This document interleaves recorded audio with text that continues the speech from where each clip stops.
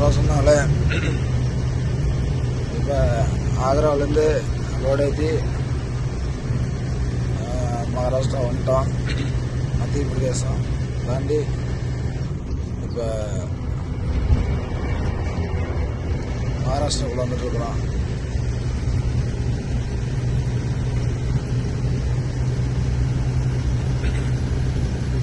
அது என்ன பங்கில் 2 நாள் ஒரு நாள் வந்து பங்கில் நின்றுச்சு.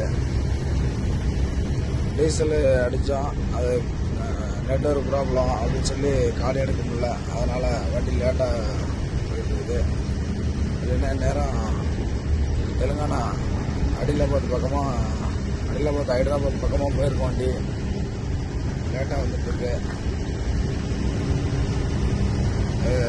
ரெண்டாவது மாலை போட்டுறதுனால அங்கங்கே குளிச்சுட்டு வரதுனால அதுவும் லேட்டாக போயிட்டு இருக்குது.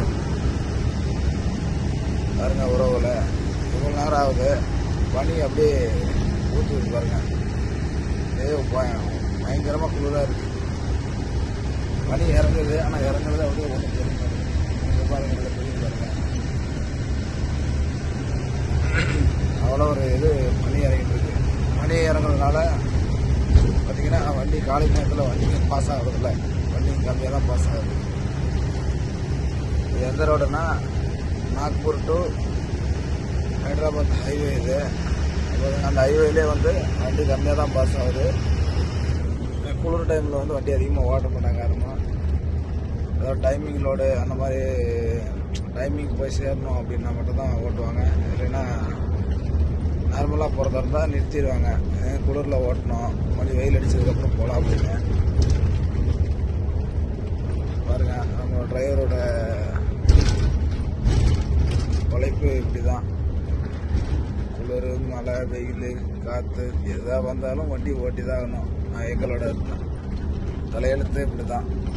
பாருங்கள், ஆக்ராலேருந்து லோடு ஏற்றிட்டு வந்து ஒரு கம்பெனியில் இறக்க போகிறாங்கன்னா இறக்கிட்டு இருக்காங்க. நான் ஒரு கொஞ்சம் தான் இருக்குது. லோடு வந்து சொல்கிறேன்னு இருக்காங்க. அதுக்கு மேலே தான் தெரியும். இப்போ லோடு இறக்கிட்டு என்ன கண்டிஷன் போய் ஓனர்கிட்ட சொல்லிட்டு ஆல்ரெடி ஃபோன் பண்ணி சொல்லிட்டேன். சரிங்கண்ணா லோட் செட் பண்ணிட்டு கூப்பிட்றேண்ணா அப்படின்னாரு. இன்ன வரைக்கும் இது வரைக்கும் ஃபோன் வரல. இதுக்கு மேலே வந்து லோடு இறக்கிட்டு ரிசீப்ட்லாம் வாங்கிட்டு ஓகே ஆச்சுன்னா நிறைய லோடுக்கு போகிற மாதிரி இருக்கும். அடுத்து இது வந்து இறக்குனா தான் என்ன கண்டிஷன் தெரியும். இப்போதைக்கு ஒன்றும் தெரியாது. இறக்கி முடிச்சுன்னா